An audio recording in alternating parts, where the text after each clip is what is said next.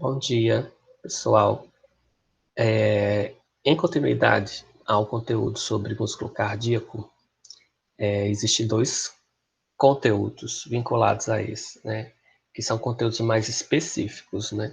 A gente tem como parte final da fisiologia do músculo cardíaco compreender seu funcionamento. Então, como acontece os processos de contração e como esses potenciais eles são gerados, proporcionando que o coração ele bombeie tanto para os tecidos, de forma geral, como também para as regiões mais afastadas dessa estrutura, né? E aí, a aula de hoje é uma aula que demanda muita atenção. Eu antes estava com a pretensão de gravá-la, mas aí eu fiquei analisando se seria realmente viável para vocês assistirem essa aula sem um acompanhamento. E aí eu mudei de ideia, eu decidi fazer a webconferência mesmo, para poder a gente discutir com mais calma, porque juntamente com o ciclo cardíaco a gente vai ver algumas noções básicas, bem básicas, de eletrocardiograma. A intenção da aula não é deixar vocês aptos a interpretar um eletrocardiograma, mas pelo menos ter uma noção do que eletrocardiograma, aquele exame está mostrando, né? E, lógico, relacionando diretamente à fisiologia do coração. Então, na aula de hoje, a gente vai trabalhar o ciclo cardíaco e também o eletrocardiograma, para poder compreender como a fisiologia do coração ela pode ser registrada e, mais importante ainda, como esse registro ele pode servir para evitar ou tratar diferentes patologias vinculadas ao coração. Tá? A gente tem aí, por exemplo, quadros de arritmias, às vezes até mesmo a influência de alguns parasitas, como a doença de Chagas. E aí a gente vai ver que esse eletrocardiograma ele tem uma faixa considerada, um padrão considerado normal, e também tem quando quebra-se esse padrão de normalidade, é porque provavelmente o indivíduo deve estar com alguma alteração cardíaca, né? E essa alteração ela pode refletir numa patologia ou pode ser algo até mesmo pontual, crônico, sem ter vínculo com patologia. Por quê? Porque às vezes você tem um problema de coração, tem um problema cardíaco e não tem nenhuma relação com doença. Pode ser algo genético mesmo. Pode ser que uma das válvulas não tenha uma constituição totalmente completa ou que haja uma falha, uma pequena falha no refluxo desse sangue, na passagem desse sangue pelas artérias. Então, é todo um contexto que tem que ser analisado.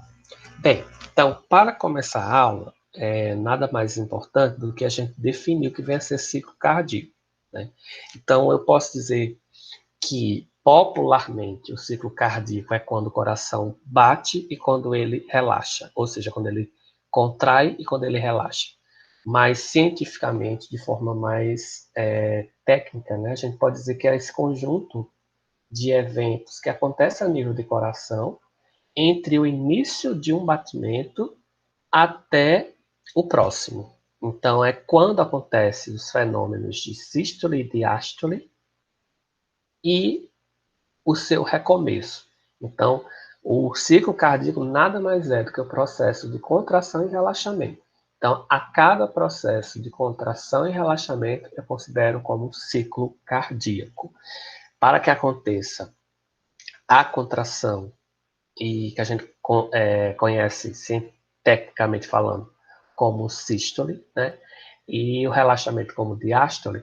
Então, esses fenômenos, esses eventos, eles precisam sofrer diferentes tipos de descargas elétricas, impulsos nervosos, para que aconteça essa propagação dos potenciais e, consequentemente, aconteça a contração e o relaxamento.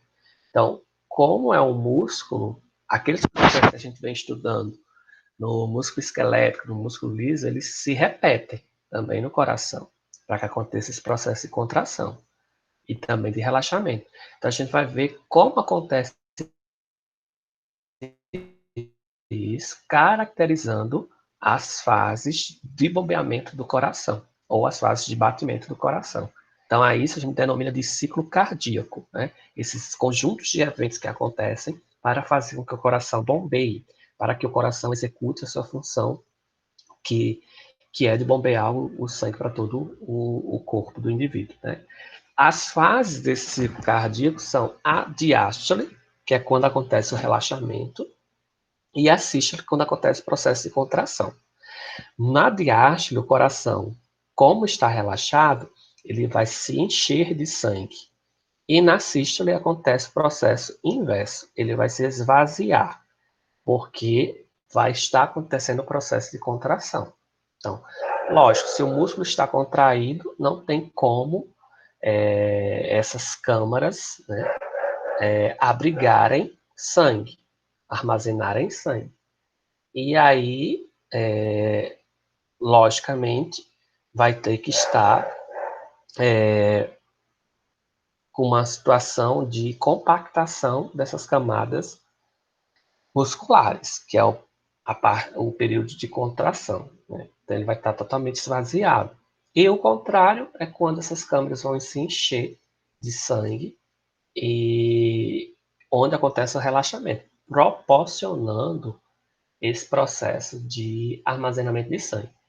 É importante dizer que existe um intervalo, né, entre a sístole e a diástole, e esse intervalo ele se dá com base na conformação do coração. Então, a gente sabe que o coração tem 4 câmaras, 2 átrios e 2 ventrículos, e vai haver uma diferença no processo de contração dos átrios em relação aos ventrículos. Por quê? Porque isso aí é necessário para que aconteça a passagem do sangue dos átrios para o ventrículo, para completar o ciclo cardíaco.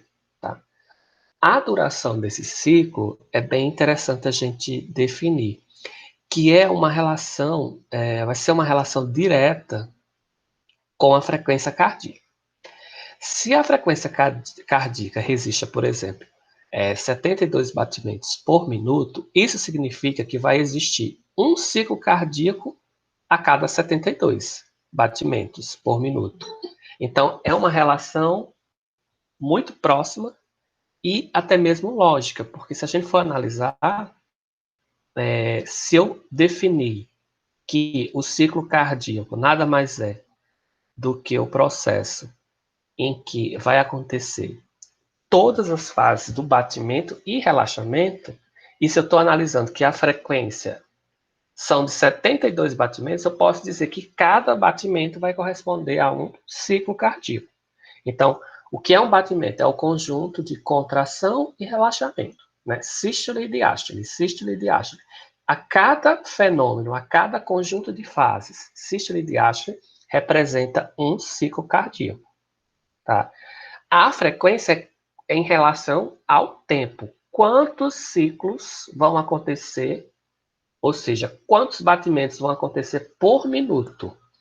E a gente tem que analisar que o ciclo cardíaco é muito rápido. Questão de segundos, né? Então, esse batimento é muito, muito rápido. E aí reflete diretamente que numa frequência cardíaca a gente vai ter diferentes quantidades de ciclo cardíaco, tá? Então, só para ficar claro essa relação. Quando eu me refiro à frequência, eu não estou me referindo a ciclo cardíaco, mas é uma relação direta com o ciclo. Se eu digo que acontece 72 batimentos por minuto, significa que vai acontecer 72 ciclos por minuto, né? Ou um ciclo por 72 batimentos por minuto, quando eu faço uma relação com a frequência cardíaca, tá? Qual a importância de entender a duração do ciclo? Porque o ciclo ele tem que ser a nível de segundo. Se houver algum retardo nesse ciclo, isso vai representar alterações no eletrocardiograma. Isso vai representar e vai dizer que aquele indivíduo pode estar com alguma patologia ou alguma arritmia ou algum problema pontual ali naquele momento. A frequência cardíaca, por exemplo, quando o indivíduo está estressado ou está assustado, ela tende a aumentar. Isso implica em dizer que vai haver maior quantidade de ciclos cardíacos, porque o coração, porque a frequência está alta, né? Em decorrência dessa situação aí pontual. Para a gente entender esse processo de contração e relaxamento, para a gente entender o ciclo cardíaco, a gente tem que compreender antes como acontece a condução elétrica a nível de coração, ou seja, quando vai vir aquela propagação, aquelas ondas de potencial, ou aquele potencial a nível de músculo cardíaco, fazendo com que ele se contraia e também havendo processo de relaxamento. Quando eu falo contração, a gente tem que relembrar que vai estar acontecendo o que a nível de condutividade elétrica, está havendo a despolarização, né? Quando há relaxamento, vai ver a repolarização. É sempre importante a gente entender esses conceitos e relembrar, porque eles estão ao longo de todo o conteúdo de fisiologia. Então, a fisiologia ela só vai se dar a partir da existência e propagação desses potenciais, né? Eventos de despolarização e repolarização a nível de músculo, a nível do sistema como um todo. Essa imagem está mostrando aí quais são as redes condutoras desses potenciais, quais são as redes condutoras de eletricidade, né? As de condutividade elétrica a nível de coração. A princípio, eu queria que vocês analisassem o nó sinoatrial. Esse nó sinoatrial ele é um aglomerado de fibras nervosas em que vai estar concentrando a chegada desses potenciais, a chegada desse impulso elétrico, tá? E ele também vai ser responsável pelo processo de contração dos átrios, tá? Logo abaixo, a gente está vendo que a partir do nó sinoatrial existe uma ramificação que chega até o nó atrioventricular, tá? Esse nó atrioventricular, ele também está no átrio direito, na região mais abaixo, e a gente vai ver em termos de fisiologia, ele fica muito próximo à válvula, tá? Fica muito próximo à válvula, nesse caso aí, a tricúspide, tá? E ele vai ser responsável para proporcionar essa propagação do impulso. Agora, o importante dizer é que, a partir da existência desse nó atrioventricular, ele também vai ter outro papel. Do nó sinoatrial vai vir a condutividade elétrica, o impulso nervoso, a onda de potenciais, se concentra no nó atrioventricular, e o nó atrioventricular ele tem a função de retardar a propagação dessa distribuição elétrica, dessa propagação desse impulso. Por quê? Porque precisa haver um intervalo entre a contração dos átrios em relação à contração dos ventrículos. Então, os átrios eles vão se contrair inicialmente a partir da chegada desse impulso no nó sinoatrial. Quando esse impulso vai até o nó atrioventricular, existe um certo intervalo para que esse impulso percorra os feixes de His, tá? Que esses feixes vão ter uma constituição de ramos direitos e esquerdos ligados aos ventrículos, às paredes do ventrículo, tá? Então, esse nó atrioventricular, ele segura um pouco a propagação desse impulso, para depois esse impulso percorrer. Então, é como se esse nó atrioventricular, ele freasse o impulso, para dar tempo dos átrios contrair e depois relaxar, para só depois haver a contração dos ventrículos. Então, vejam, na medida em que há contração do átrio, pela chegada do impulso no nó sinoatrial, em consequência, esse impulso passa para o nó atrioventricular e aí há um retardo. O que acontece a nível de átrio? Os átrios contraíram e depois já estão relaxando. Logo abaixo, esse impulso passa para os feixes de His, tá? E percorre toda a parede do ventrículo para começar o processo de despolarização ventricular e, consequentemente, induzir o processo de contração. Mas a contração aí só vai acontecer depois que esse potencial, que essas ondas propulsoras chegarem até as fibras de Purkinje, tá? Essas fibras de Purkinje proporcionam o espalhamento, digamos assim, toda a distribuição desse potencial para os ventrículos e para o ápice do coração, fazendo com que aconteça a contração. Então, em resumo, acontece inicialmente a contração dos átrios, para depois, ao mesmo tempo, acontece o preenchimento de sangue, né, das câmaras dos ventrículos, para depois acontecer a contração dos ventrículos quando os átrios estiverem relaxados. Então, existe esse intervalo de tempo. E a gente viu que, para acontecer esse intervalo de tempo, a gente tem um padrão de disposição de fibras diferente, né? A nível de coração, a nível de músculo cardíaco. Então, é importante entender essa dinâmica de propagação do impulso para poder a gente compreender como é feito, como é registrado o eletrocardiograma. Então, o que é que vai acontecer no nó sinatrial? O início do processo de despolarização atrial. No nó atrioventricular, o início da despolarização dos ventrículos. Tá? E assim, há essa diferença em termos de contração. Aí, nessa imagem, a gente está vendo a interferência, né, a distribuição desses feixes de fibras, né, desses feixes nervosos, em relação à sua posição. O nó sinoatrial ele vai estar no átrio direito, logo muito próximo à veia cava superior. Né? E o nó atrioventricular ele está mesmo na base da válvula. Tá? Então, essa válvula tricúspide aí embaixo vai estar muito próxima a esse nó atrioventricular. Então, é ideal que tenha essa localização para retardar a propagação do sangue do átrio direito para o ventrículo. Tá? E aí a gente vê que esse nó sinatrial ele tem uma ramificação para o átrio esquerdo, né? Muito próximo também, esse feixe fica muito próximo, tanto à aorta como à artéria pulmonar. Tá?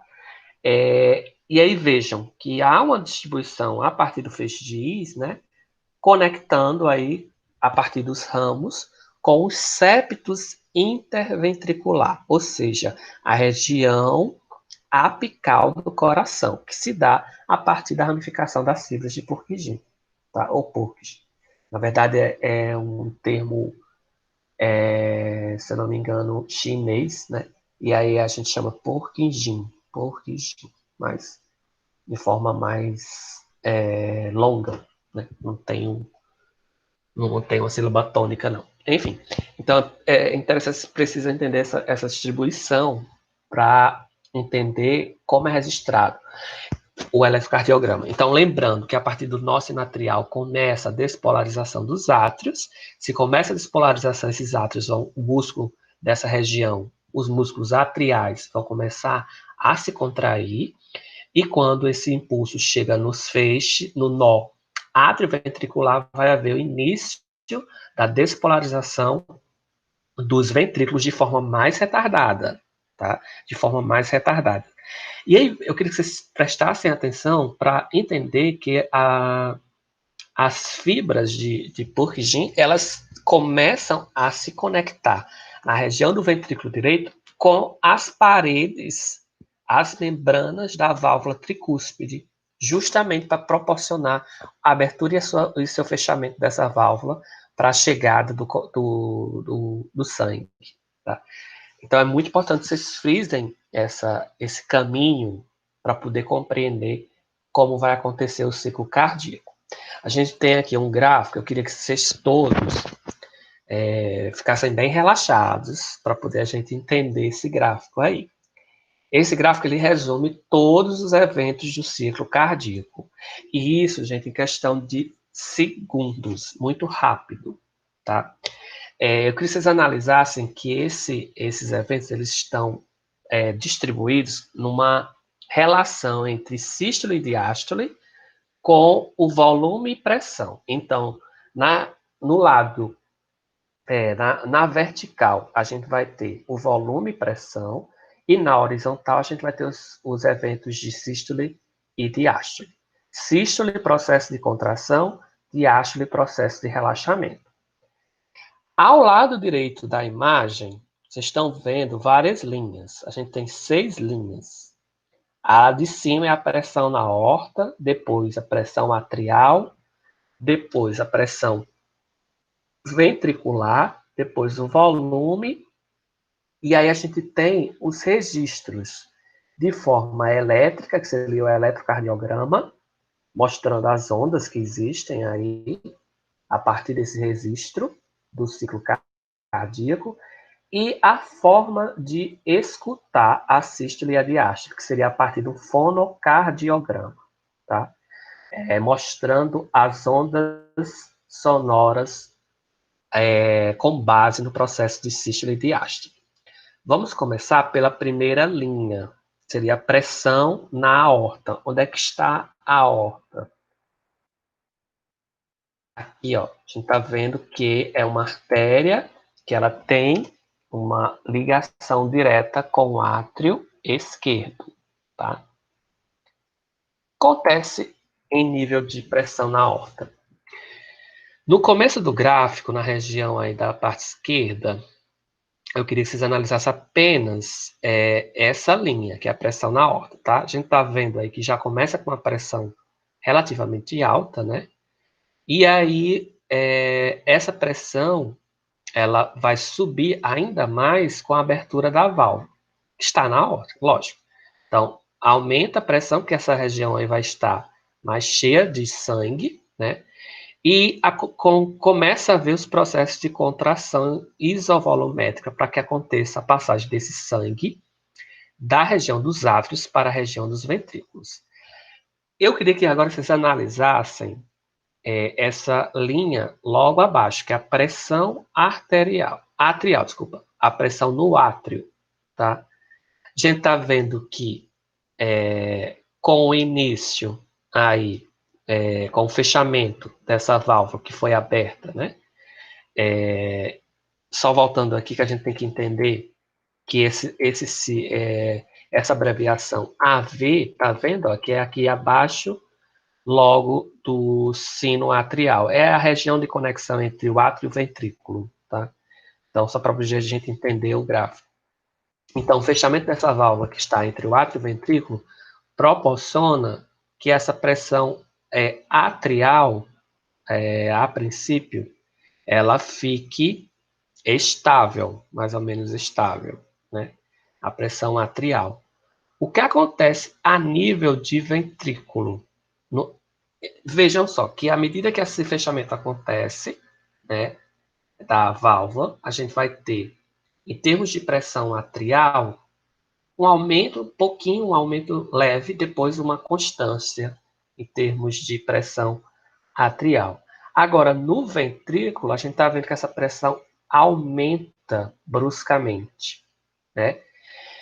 O que é que está acontecendo aí em termos de sístole ou diástole? A gente está caracterizando esse primeiro fenômeno como sístole, processo de contração. Processo de contração do quê? Do átrio. Né? Os átrios, eles se contraem. Então, se contrai, a pressão é básica, é basal, é quase zero. Né? Agora, a pressão a nível de ventrículo, ela aumenta. Por quê? Porque os ventrículos vão começar a receber o sangue que estava no átrio. Se o átrio está contraído, o sangue saiu deles e foi para o ventrículo. O que acontece com a pressão ventricular? Aumenta, né? E aí a gente está vendo que o próximo evento seria a diástole, quando começa a haver o quê? O processo de relaxamento. No processo de relaxamento, os ventrículos vão começar a receber o sangue que vem do átrio, o volume ventricular, que é essa linha azul, começa a aumentar, porque os ventrículos estão começando a receber o quê? Sangue, começando a se encher na diástole. E aí, na sístole, esse volume ventricular ele cai. Por quê? Porque começa a esvaziar. Então, a gente está vendo que a pressão inicial na sístole do átrio é praticamente zero. A pressão a nível de ventrículo começa a ser alta, porque eles vão começar a se encher, né? Porque todo aquele sangue que estava lá no átrio, ele vai desembocar no ventrículo, aumentando a pressão, mas as câmaras, em termos de volume, ainda não estão cheias do ventrículo. Só na diástole, que é a fase de relaxamento, é que esses ventrículos vão se encher, aumentando o volume, lógico, de sangue, né? E à medida que eles aumentam o volume de sangue, com o sangue, a gente percebe que na linha vermelha, a pressão ventricular, ela se mantém constante. Por quê? Porque a pressão não vai ser tão forte como antes. O que é que vai gerar a pressão? A chegada do sangue, o fluxo sanguíneo. Então, se eu estou vendo que na sístole começa a haver uma propagação desse sangue do átrio para o ventrículo, a pressão vai ser enorme. Mas em termos de volume, o ventrículo ainda não está totalmente cheio. Eles vão ficar cheio na diástole, que é no relaxamento, tá? E aí começa a aumentar a quantidade de sangue, a pressão no ventrículo baixa, porque já está ali completa em termos de volume. E aí, na sístole, no próximo ciclo, né, que começa com a sístole, a gente vai ver que o volume ventricular ele vai cair, porque esse sangue vai ser bombeado para os tecidos. Consequentemente, vai se repetir os outros processos. A pressão atrial, ela vai começar a se manter um pouco elevada, depois ficar constante. A pressão ventricular aumenta, porque vai começar a chegar sangue, e assim repetir os processos. Então, todos esses processos são repetições. A gente está vendo sístole, diástole, sístole, diástole. Sempre vai ser isso, né? Então, a gente vai ter, com o fechamento da válvula que está entre o átrio e o ventrículo, aumento na pressão ventricular. Depois, essa pressão ventricular ela cai, o volume do ventrículo começa a aumentar e sua pressão cair, e a pressão atrial ela praticamente se mantém constante, né? A pressão atrial. Então, todas essas fases aí, elas são características em termos de ciclo cardíaco. Percebam que existe uma seta mostrando, depois de contração isovolumétrica, de ejeção. O que é isso? Liberação do sangue do átrio para o ventrículo. É que faz com que essa pressão que estava alta no ventrículo comece a cair, né? Porque o sangue está chegando. E aí a gente vê que depois da ejeção tem uma parte de relaxamento. É quando a pressão a nível ventricular cai bruscamente e a gente está vendo que acontece o fechamento da válvula. Na verdade, o que faz com que aconteça o relaxamento é quando essa válvula fecha, ou seja, não vai chegar mais sangue. E aí as paredes da região do ventrículo, por exemplo, ou do átrio, a princípio do átrio, vão começar a voltar, a abrir, certo? Começa a relaxar. E o que acontece a nível de ventrículo? Está começando a aumentar o seu volume, porque está chegando o sangue, ok? Com base nessas fases, a gente tem registros elétricos, né? Registros elétricos. A primeira onda aí, que é essa onda P, nada mais é do que o início da despolarização dos átrios, tá? As ondas QRS vai ser o início da despolarização dos ventrículos. Por que eu sei disso?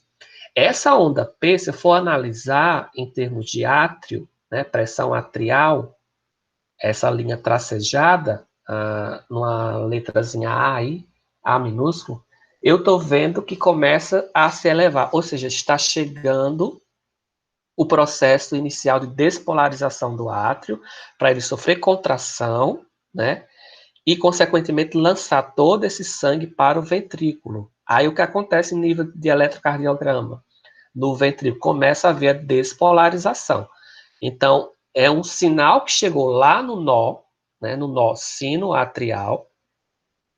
Ele é o responsável pela geração da onda P, no átrio. Começou a despolarizar. Já no nó sinoatrial, no nó nesse outro nó, que seria o nó atrioventricular, é ele que é o responsável pela geração das primeiras ondas do ventrículo, as ondas de despolarização, QRS. Então, a gente está vendo aqui que acontece a formação dessas ondas, inicialmente P, provocado pela chegada do impulso na região sinoatrial, tá? Essa onda ela passa para o nó atrioventricular, começando a gerar as ondas de despolarização nos ventrículos que vão percorrer a partir do feixe de Is, né?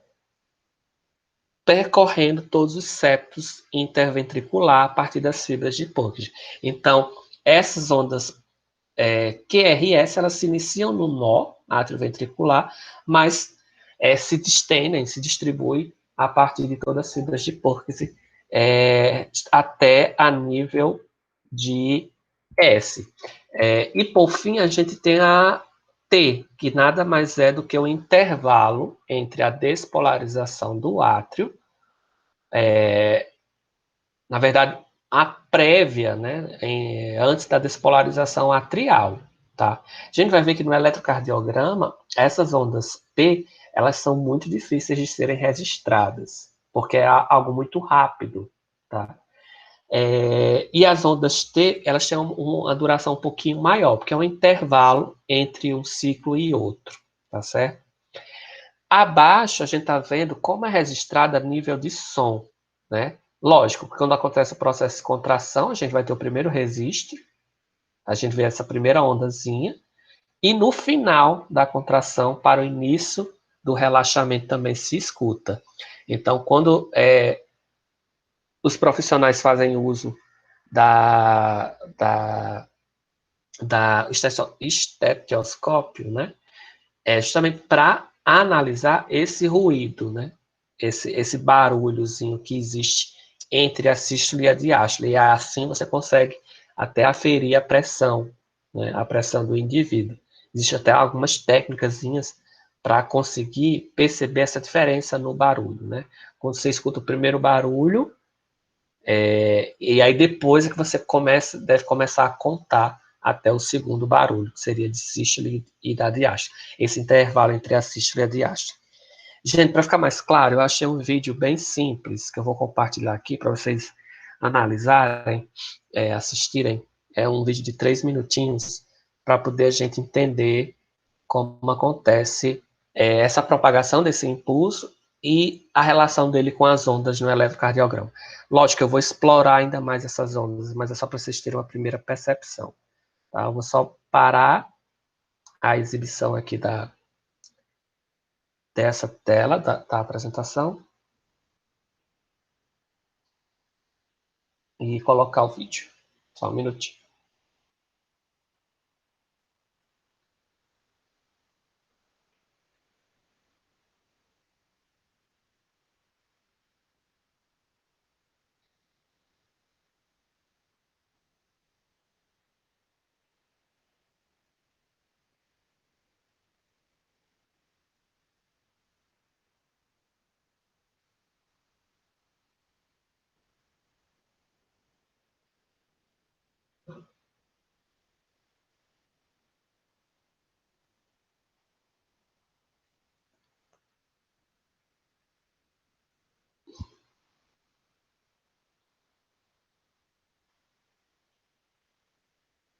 Gente, todo mundo está vendo. Queria saber como é que está aí a duplicação da tela. Se está todo mundo acompanhando bem? Está dando para ver? Eu tô. Tá dando pra ver, sim. Ok. Então vamos ver. Esse é um vídeo bem curtozinho, bem didático, até de um aluno, eu acho, de medicina. E aí ele fez essa animaçãozinha, ficou muito legal. Só para vocês entenderem como acontece, tá? Tá bem simples, bem fácil de entender.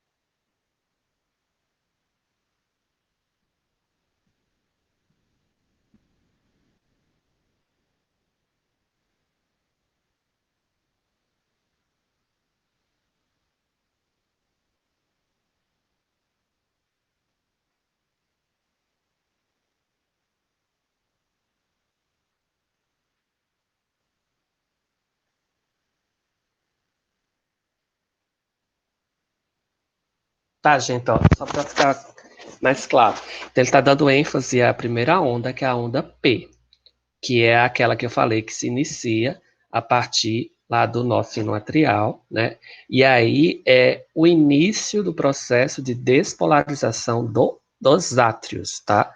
Então, ou seja, é a partir daí que vai haver o processo de contração na região do músculo atrial, ok?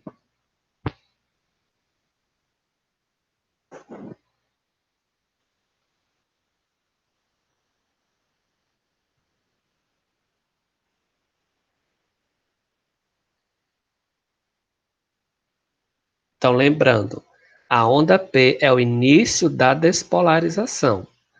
Quando essa despolarização ela foi concluída, o que acontece a nível de onda P? Começa a ver o declínio. Significa que já está acontecendo o quê? Contração a nível de átrio. Mas isso, como ele falou aí, é bem rápido, né? Milissegundos, muito rápido.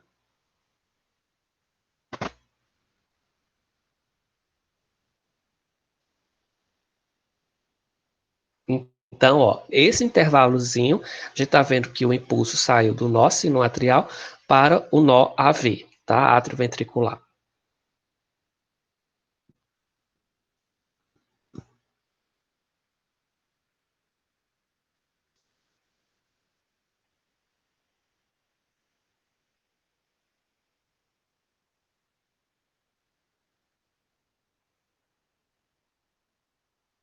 Então, tá vendo que essa onda R, ela é mais acentuada, ou seja, é a despolarização completa dos ventrículos.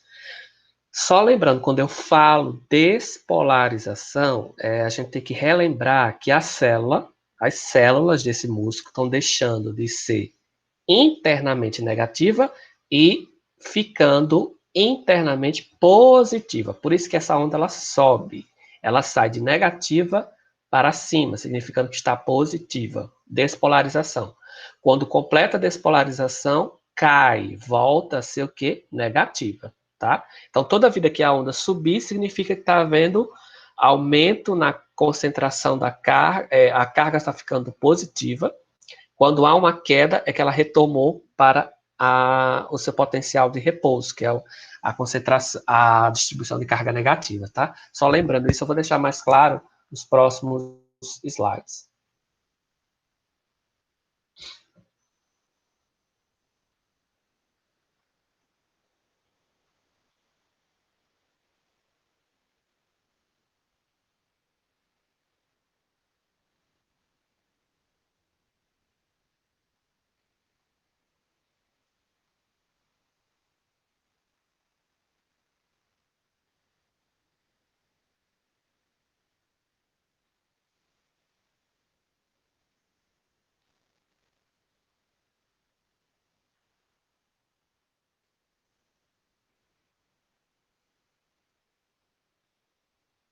Ondas, ele falou aqui no final, em relação às ondas R, né? Elas são basicamente o retorno as ondas T, desculpa, o retorno em termos de despolarização dos ventrículos. Eles vão estar totalmente despolarizados. Gente, isso tudo muito rápido, tá? Eu vou voltar aqui para a apresentação. Mas aí, o que vocês acharam do vídeo?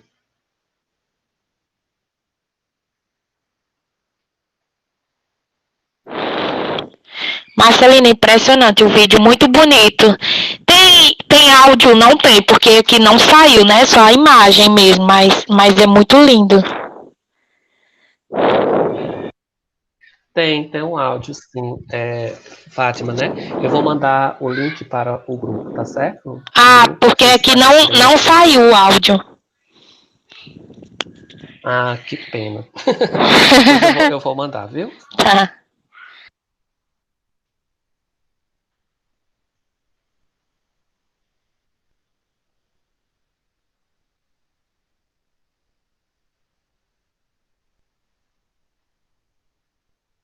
Então, gente, com base nessa propagação desses potenciais, a gente vai ter as ondas, né? Então, só relembrando, as ondas P são o início de despolarização do átrio, as ondas QRS de despolarização dos ventrículos, e as ondas T é o finalzinho da despolarização dos ventrículos, tá?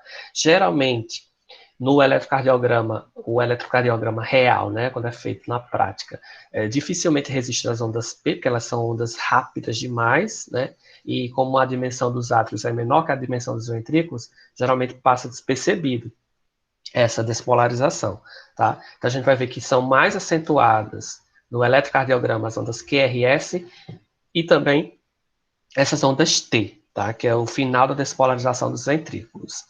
Então, só voltando, né, em termos de definição de eletrocardiograma, a gente vai ter que nada mais do que o registro de todos esses potenciais que são gerados a partir da propagação desse impulso, né, dessas ondas, que vão gerar diferentes correntes elétricas.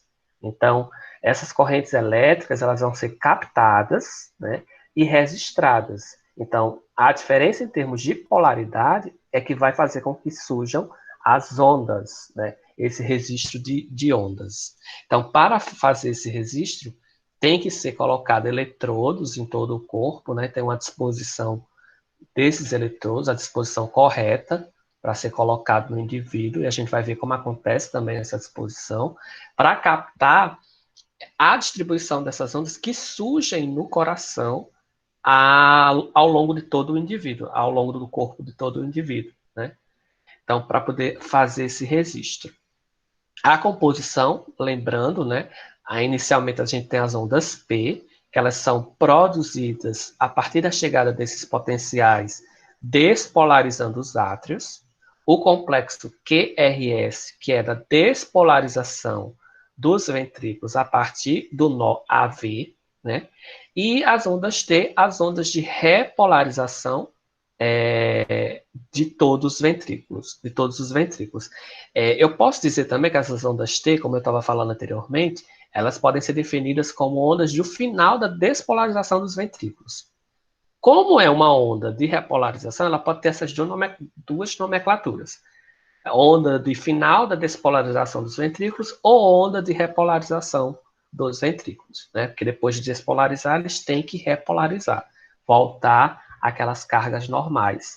Gente, quando eu falo cargas normais, você sempre tem que ter em mente. Oi. No caso da despolarização, ela acontece por partes, né? Os átrios, depois os ventrículos, isso, mas a repolarização exato. Já é de forma geral. Essa repolarização, ela se inicia a nível de ventrículo para todo o átrio, depois, certo? É uma forma mais geral, mas ela se inicia a nível de ventrículo. Tá, ok. Dos ventrículos, do ápice do coração, tá? Então, só lembrando que quando eu falo despolarização e repolarização, vocês têm que lembrar o que está acontecendo a nível de célula. Quando acontece despolarização, a célula mudou as cargas, ou seja, antes, o padrão normal. Qual é o padrão de repouso? A gente tem cargas positivas fora e negativa dentro. Com a despolarização, isso vai ser o contrário. Dentro vai ficar positivo, fora vai ficar negativo, né? Por isso que a onda sobe, porque vai ficar positiva.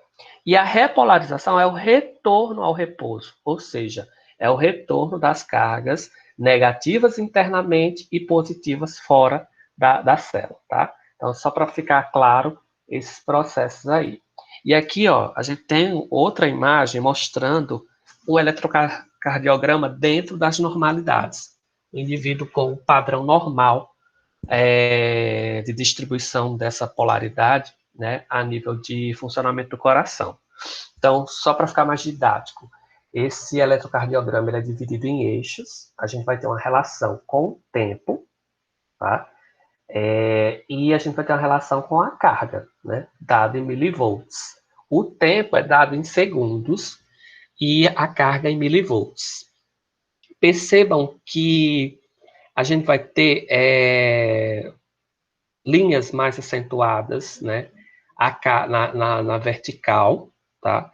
Essas linhas, elas vão representar o intervalo de tempo aí, né, de 0 até 1. Eu falo até 1 segundo, por quê? Porque a gente vê que de 0 até 1 segundo se completou o ciclo, né?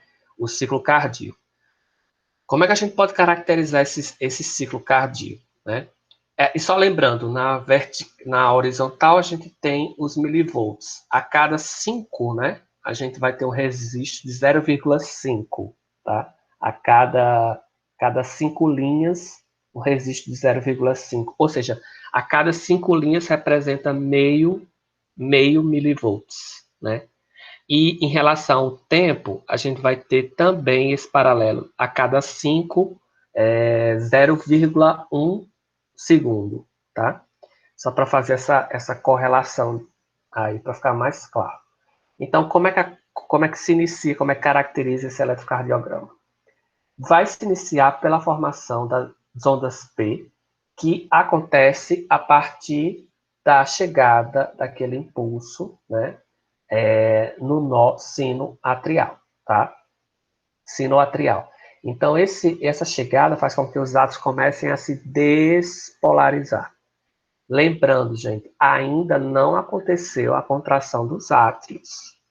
Eles primeiro precisam despolarizar todas as fibras musculares da região dos átrios, todo o músculo atrial se despolarizar, para depois acontecer o processo de contração. Então, essa onda P é quando começa a haver a despolarização. Se a gente observar que essa onda estava em zero, né, carga zero, ela começa a subir, ou seja, começa a haver uma inversão daquelas cargas. No interior da célula era negativa, agora começa a ser positivo. Por isso que sobe, né? E aí depois a gente tem uma repolarização dos átrios, né? Então, a onda ela começa a cair as ondas P. E aí, vejam que ela chega até menos que zero, fica negativa, né? Eletronegativa, volta ao estado normal. Aí começa a haver a caracterização do início da despolarização dos ventrículos. Então, aquele impulso chegou no nó sino atrial, favorecendo a contração dos átrios, passou para o nó AV, começando a haver a despolarização dos ventrículos. A característica mais marcante aí é que a gente tem uma eletronegatividade dada pela onda Q, né? E depois essa eletronegatividade ela se perde. A onda ela vai ser eletropositiva, chegando a um ápice ali que é a letra R. Ela está muito eletropositiva. Ainda nessa onda não houve o quê? Contração. A contração vai haver no início, né, da onda S, que é a contração do ventrículo. E aí volta ao estágio de repouso, né, para depois haver o quê? Uma repolarização, né, uma volta, né, das cargas iniciais de todo o coração se iniciando a partir do ventrículo. E aí a gente percebe que há uma elevação, né, inicial, caracterizando a onda T, para depois ficar estável. Tá? Essa onda T é uma onda muito rápida, em que acontece uma volta, né, dessa polaridade a partir da lentidão da despolarização dos ventrículos. Então, por isso que, vejam que do ventrículo, eu estou vendo o diagrama aqui mostrando que as ondas T, elas pertencem ainda aos eventos que estão acontecendo nos ventrículos. Ou seja, por isso que eu disse que é o final da despolarização nos ventrículos, tá? Por isso que ela sobe e depois cai, tá? E aí a gente tem esse intervalo denominado RR, que ele é de uma ponta a outra da onda R, né? Então, eu posso dizer que, de forma geral, o eletrocardiograma, o ciclo cardíaco, ele dura 1 segundo. Tá vendo aí que na faixa de 1 segundo, em relação ao tempo, já se completa todo o ciclo. E aí começa novamente onda P, onda QRS e onda T, tá? Esse segmento entre o intervalo ST, a gente chama de segmento T. É quando começou o repouso no ventrículo, e aí começa a haver essa despolarização. A gente vai entender por que essa onda T ela fica ainda elevada, né? Um pouco elevada em termos de eletropositividade. Já antecipo que a despolarização dos ventrículos ela não é total, ela vai sendo parcial. Por isso que essa onda T ela existe, tá? É um intervalozinho muito rápido entre a despolarização total de todos os ventrículos, tá?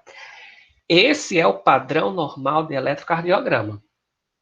Qualquer variação nessas ondas implica um padrão anormal. Aí deve ser interpretado se é uma arritmia, se é uma interferência, tipo, em termos de infecção, tipo, até mesmo tem algumas bactérias que podem provocar infecção no miocárdio, como Staphylococcus aureus, que é uma bactéria que está presente na nossa pele, como também um parasita que causa doença de Chagas, né, o T. cruzi. Então, tem toda umas técnicas, né, para analisar esses padrões de ondas.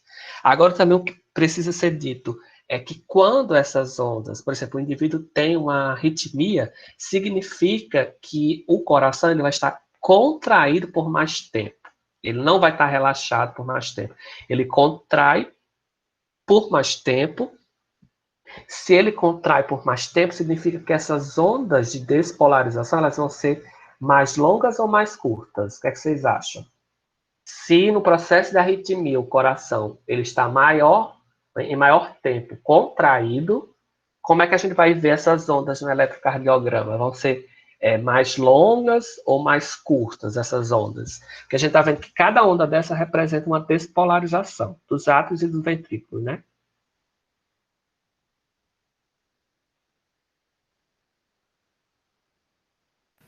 Elas Que é que seriam você mais acha? longas, né, Celina? Oi? Elas seriam mais longas? Mais longas por quê? O que é que você acha? Porque vai ter um maior tempo de contração. Ah, não, no caso elas iam aumentar mais e iam ficar menores, é? Isso, exatamente, é o Entendi. inverso. Quando a gente tem uma arritmia, significa que está havendo maior contração. Então, se está maior contraindo, se está havendo maior contração, está havendo menor despolarização. Então, se tem menor despolarização, essas ondas vão praticamente ficar muito curtas, né?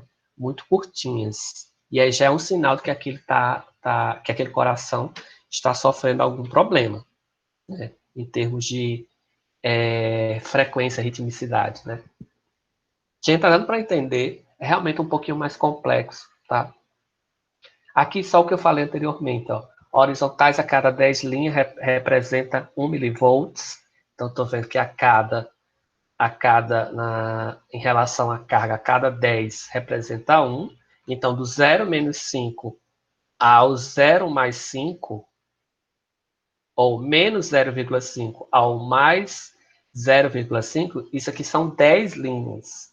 Então, cada 10 linhas representa 1 milivolts. E nas verticais são linhas de calibração do tempo, né? Em relação aos locais de colocar, né, os eletrodos, eles têm que ser o mais próximo ao coração. Agora também tem um problema, não pode ser também todos muito próximos ao coração. A gente tem que ter o que a gente chama de diagrama. Tem que ter um diagrama na forma do triângulo invertido. Então, a disposição vai ter que obedecer esse padrão de triângulo invertido. Não pode ser nem muito próximo do coração. Marcelino, Oi. E nem tão... tem uma pergunta. Pode fazer. É do Enéas, ele escreveu. Tu quer que eu leia? Se cada contração dura 1 segundo, por que a frequência normal dele é de 72? A frequência... Ó, a Sim. frequência cardíaca, ela é dada com base no tempo, no minuto. Então, vamos ver aqui, voltando. A gente está vendo que o ciclo se completa em 1 segundo, né? A frequência é a repetição desse ciclo, ou seja, quantos batimentos por minuto, tá? Então, se eu sei que o indivíduo, por exemplo, tem 80, a frequência cardíaca, 80 batimentos por minuto. Isso significa que vai ter um ciclo a cada 80 batimentos, porque cada batimento representa um ciclo cardíaco. A frequência ela é dada por minutos. Vão ter indivíduos que vão ter uma frequência maior, né? Naturalmente, tem pessoas que já têm essa predisposição a ter um batimento mais acelerado e, consequentemente, vai ter uma frequência cardíaca maior, ou seja, bate muito mais vezes por minuto, e vai ter indivíduos que têm uma frequência muito baixinha, né? Que também é natural. Agora, o que é que vai interferir também nisso, em termos de frequência cardíaca? Um dos fatores críticos aí é a idade, né? Então, quanto maior a idade, essa frequência ela tende a ser um pouquinho mais baixa, porque aí tem também os fatores que a gente relaciona com essa baixa frequência, que é, por exemplo, a degeneração dos vasos. Os vasos começam a ficar mais rígidos, né? E aí dificulta o transporte do sangue, e além dos problemas de aterosclerose, entre outros, que podem estar mais presentes em indivíduos com a idade mais avançada. Indivíduos mais jovens tendem a ter uma frequência maior, né? E um ciclo cardíaco com mais ou menos aí 1 segundo. Eu não sei se eu respondi sua questão. Eu entendi. Não quer dizer que a frequência normal seja de 72, não. Depende de cada indivíduo, né? Isso. E que essa frequência é dada por minuto, né? E não por segundo. O segundo é dado o quê? O ciclo. Entendi. Deixa eu só ver. Sim. Sim, os locais, né? Tem que seguir essa variação que a gente chama de triângulo invertido, tá? E aí a gente está vendo aí a denominação desses intervalos. Ó. Existe o intervalo PQ ou PR, que é o tempo decorrido entre o início dessa onda P e o início do complexo QRS, que nesse caso aqui vai ser o começo da estimulação que vem dos átrios para os ventrículos. Então, se eu for voltar, esse complexo P, né, QRS, então essa variação aqui de PQ ou PR, vamos voltar aqui, PQ ou P até R, ela é o início de quê? A gente pode dizer que o átrio se despolarizou, é o início da contração do átrio, para depois começar a despolarização dos ventrículos. Mas aí, até então, a gente não tem contração do ventrículo, a gente só teve a contração do átrio, dos átrios, tá? Os ventrículos ainda não se contraíram nesse intervalo. O outro intervalo que a gente tem, em termos de características, as ondas de Q a T. Vamos ver aqui. As ondas de Q até T. Então, essas ondas de Q até T representam tudo que acontece a nível de ventrículo, né? Seria início da despolarização, QR é a onda de despolarização. De R a S é quando acontece o processo de contração do ventrículo. E de S a T seria de despolarização dos ventrículos. Então, esses intervalos eles servem para poder ajudar a compreender como esse eletrocardiograma ele está construído. Ele foi construído, ou seja, como interpretar esse cardiograma, eletrocardiograma, tá?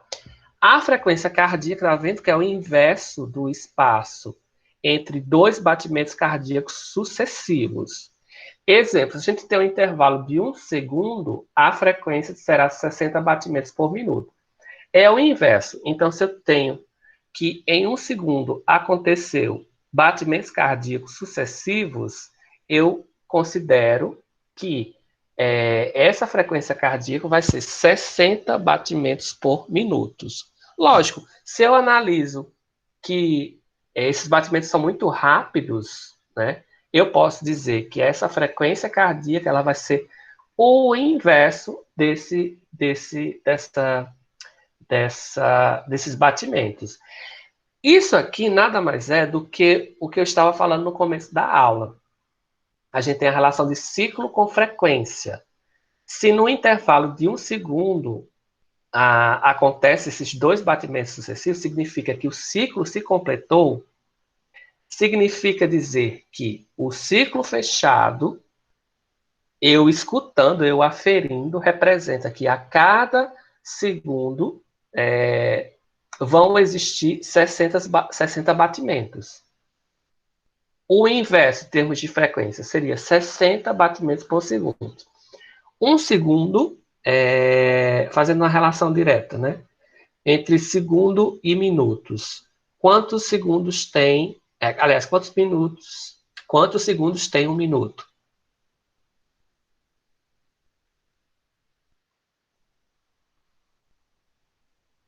Gente, quantos segundos tem? 60. Isso. Então, é relação direta. Se eu sei que cada minuto tem 60 segundos, aí a gente pode analisar que cada segundo vai ter uma relação direta em termos de minutos. Se eu for fazer, por exemplo, um minuto tem 60 segundos, né? Quantos minutos tem um segundo? Não vai ser um número decimal, né? Esse número decimal é o inverso em termos para analisar essa frequência. Mas é mais fácil, eu acho, que não fica tão confuso, até mesmo na minha cabeça às vezes fica confuso, fazer aquela relação inversa que eu estava falando, do ciclo cardíaco. Então, se eu sei que existem 72 batimentos por minuto, vai haver um batimento, né, um ciclo a cada 72. Certo? A frequência é a quantidade de batimentos, a quantidade de ciclos que você escuta por segundo. Tá? Isso é mais na prática que consegue ter essa interpretação mais fácil, tá? Sobre a frequência cardíaca. Gente, ó, aqui é só para mostrar aquela representação das ondas que eu falei para vocês. Quando as ondas sobem, significa que o meio interno da fibra muscular está ficando eletropositiva, tá? Então, vamos ver na figura a partir do registro desses eletrodos, a gente está vendo, acompanhando que a fibra muscular ela vai se despolarizando ao longo do tempo. Ela não se despolariza totalmente, ela se despolariza ao longo do tempo. Então, a gente está vendo aí que se inicia havendo a despolarização, o eletrodo mostra que vai haver um registro positivo, porque a gente tem uma variação em termos de carga. A gente tem dois eletrodos, um colocado no início da fibra e outro no final. Como no início da fibra está havendo uma despolarização, né, significa que o interior está ficando positivo. O que acontece com o exterior? Vai ficar negativo. Qual é o eletrodo que vai registrar? Aquele que está conseguindo registrar carga, ou seja, que está aparecendo carga positiva. O que é que vai acontecer em termos de onda? Vai começar a haver uma elevação dessa onda. Na figura B, a gente tem a fibra totalmente despolarizada. O que é que os eletrodos vão registrar? Negativo. A tendência é que haja uma queda nessa onda. Na figura C, o eletrodo do lado esquerdo de vocês, esse primeiro eletrodo, ele está registrando uma carga positiva, mas o segundo está registrando uma carga negativa, porque a despolarização ela continua. Então, a gente vai ter um intervalo em que essa onda ela vai cair, porque está ficando o quê? Lá no último eletrodo está ainda havendo a despolarização, mas no primeiro está havendo o registro da repolarização. Significa que o interior está ficando eletronegativo. Por isso que há uma queda aí na linhazinha, na onda, né? Em vez de ela ficar na carga positiva, vai ficar na carga negativa. Abaixo aí de zero. E no final, a gente está vendo quando acontece a repolarização completa da fibra. E aí a gente tem uma onda de repolarização que vai estar abaixo da variação positiva. Então, isso aí é utilizado para registrar toda a distribuição de cargas quando o indivíduo vai fazer um eletrocardiograma.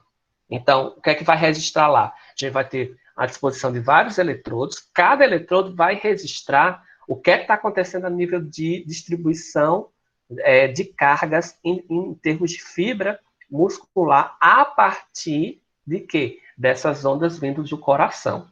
É bem interessante isso. E aí, com base na junção dos dados de cada eletrodo, registra-se esse padrão de eletrocardiograma, que é esse aqui. Então, essas ondas, elas são registradas por esses vários eletrodos. Então, um eletrodo vai registrar determinada onda, o outro vai registrar determinada onda. A junção de todas essas ondas é que vai formar o eletrocardiograma, a partir da captação dos vários eletrodos utilizados. tá? Isso vai depender, lógico, dos pontos em que esses eletrodos foram colocados. Ó, e aí, em resumo, a gente vai ter isso aqui no eletrocardiograma, que é a junção de todos aqueles registros. Primeiro, uma onda de despolarização, né, que se inicia a partir do átrio, né, percorrendo toda a região do ventrículo, e depois o início da repolarização. Isso aí, acima, a gente está vendo uma junção de forma bem ampla dessas ondas. E embaixo, o eletrocardiograma mesmo, a gente está vendo algo mais trabalhado na configuração dessas ondas, né? A gente está vendo algo mais detalhado aí. E como é esse detalhamento? Vão ter as ondas P, Q, R, S e T. Vejam o que eu falei no início da aula. A onda P não está representada aí, porque ela é tão rápida, né, e tão curta, que os eletrocardiogramas geralmente não registram, tá? Mas ela existe, mas não é registrada. Depois eu vou mostrar para vocês o eletrocardiograma que eu mesmo fiz, e, lógico, não eu, né, eu fui fazer. E aí eu vou mostrar para vocês o padrão real de como é esse eletrocardiograma na prática, tá? Aqui a gente está vendo que, com base nas características da despolarização e repolarização, você vai ter registros diferentes nos eletrodos. Então, é importante entender que a gente está vendo aí esse emaranhado é o miocárdio, tá? O miocárdio a gente vai ver que qual é o normal? É que fora ele fique positivo e dentro fique negativo. A gente está vendo que a única parte do miocárdio eletronegativa é essa parte central, né? É a única parte. As outras partes, a gente está vendo o quê? Despolarização. Então, isso quer dizer que o coração ele vai ter um padrão de despolarização específico. Então, ele não vai despolarizar totalmente, né? Lógico, porque os impulsos eles vão ter aqueles intervalos, né? Que vem lá do nó sinoatrial até o nó AV, já tem uma diferençazinha aí. Essa diferença na propagação desse impulso gera diferença na despolarização. Então, a gente vai ter parte do miocárdio despolarizado e parte do miocárdio ainda se repolarizando, tá? Despolarizado e repolarizando. Com base nisso, a gente vai ter registros diferentes. Ó, se os eletrodos for nesse primeiro aí, a gente está vendo que ele vai registrar uma carga negativa. No eletrodo do meio, a gente está vendo uma carga neutra, porque os eletrodos foram distribuídos numa região em que existe ambas cargas positivas. E o último eletrodo está mostrando uma variação positiva, porque esse eletrodo, apesar de que tem parte dele colocado no meio eletronegativo, o registro vai ser positivo, porque está registrando essa etapa de despolarização a nível de miocárdio. Isso é muito específico, gente. São técnicas muito específicas. O que eu quero que vocês entendam é que vão existir fluxos de corrente diferentes ao redor desse coração, com base na diferença do intervalo da despolarização que acontece no coração. E aí a gente tem um padrão, que é esse fluxo que é gerado no coração e ele pega toda a região do tórax. Vejam que acontece um processo de despolarização em etapas. Primeiro vai acontecer uma despolarização dos átrios, gerando carga positiva, mas isso é muito rápido. E depois vai havendo uma despolarização das paredes do quê? Do ventrículo, né? E aí vejam que no eixo interventrículo existe cargas negativas, significando, mostrando que a repolarização se inicia a nível de paredes interventricular. O resumo disso é a geração de um campo elétrico, né, de um potencial elétrico, em que vai haver uma migração, uma despolarização, uma repolarização, tá? Uma repolarização se iniciando a partir do átrio para depois chegar até o ventrículo. Se eu for caracterizar em termos de despolarização, essa despolarização, ela se mantém com maior intensidade no ápice do coração, né? E tendo uma distribuição dessas cargas ao longo de todo o tórax. Então, se for registrar, colocar um eletrodo aí nos pontos A e B, a gente vai ver que esse eletrodo vai mostrar maior prevalência das cargas positivas. Por que será? O que vocês acham?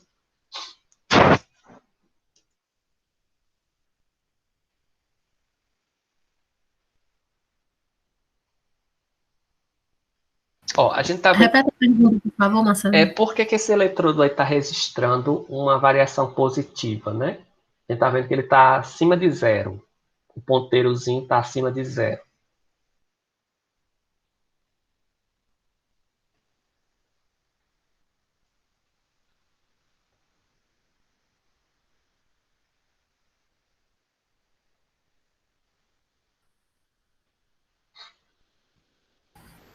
Será que é porque já está começando a repolarização? Isso, exatamente. Já está acontecendo a repolarização e a gente vê que os dois eletrodos aí estão situados, A e B, numa região em que já acontece a repolarização, né? Já tem uma carga, uma prevalência de cargas positivas aí. O que eu quero que vocês entendam é que a despolarização ela é mais frequente, né? A partir da região atrial. Na região ventricular, a repolarização é mais retardada. Então, significa que está havendo despolarização mais acentuada no ventrículo. Tá? Por isso que aquela ondazinha final, né, a onda T, ela existe, porque os ventrículos eles ainda sofrendo despolarização, para depois se repolarizar. Então, vai haver sempre a geração desse diagrama, tá? A nível de tórax. E aqui mostra os locais, ó, de onde devem ser colocados esses eletrodos. Cada local de aplicação desses eletrodos, de inserção desses eletrodos, a gente chama de derivação. O somatório de todas essas derivações é que vai gerar o eletrocardiograma. A gente está vendo que existe um diagrama, agora esqueci o nome. O que é que eu ia falar, meu Deus? Uma pirâmide invertida, tá? Essa pirâmide invertida, ela vai ter padrões de distribuições de carga com base na geração desses potenciais. A gente está vendo aqui do lado direito, na região do ombro, né? Todo negativo. No lado esquerdo, a gente tem uma dipolaridade que está mais próxima ao coração, né? E na região abdominal, uma carga com maior prevalência de carga positiva. Nada mais é do que isso aqui, gente. Então, esse fluxo de corrente gera uma variação em termos de carga ao longo do corpo, a partir dos processos de despolarização e repolarização do coração, né, do músculo cardíaco.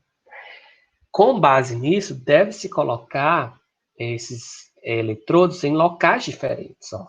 Devem ter, preferencialmente, um em cada braço, né? E um na perna, sendo na perna esquerda, tá? Mas isso fica muito a critério do médico. O ideal é que obedeça esse formato de diagrama, tá? Siga esse formato de pirâmide invertida, né? Para poder ter maior apuração desse eletrocardiograma. Melhor registro desse eletrocardiograma, tá? Eu não vou me detalhar como é registrado, porque a gente teria que entrar em vetores, né? A parte da física, e não é nosso foco. O foco da disciplina é que vocês entendam como é gerado esse eletrocardiograma e o que é que ele registra, né? Para poder a gente entender. Na aula de amanhã, eu vou trazer a imagem do meu eletrocardiograma para a gente trabalhar um pouquinho em cima dele. Coisa bem rápida, só para a gente entender, né? E eu acho que amanhã dá para a gente começar também a parte de sistema arterial e venoso, tá? Que é uma conclusão dessa parte do sistema circulatório. Tá bem? Então, amanhã a gente trabalha o eletrocardiograma na prática, só vendo mesmo. E amanhã a gente vê, termina essa parte dos vasos. Deixa eu só achar se eu acho aqui meu... Pronto. Eu vou tirar uma foto do eletrocardiograma e vou botar na apresentação para a gente ver amanhã, tá bom? Então, amanhã é mais ou menos esse horário, tá certo? Às 10h15, 10h30.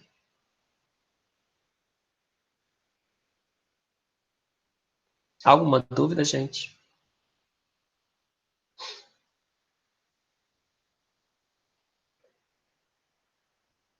Tá bom, então. Então, até amanhã a gente começa a outra aula.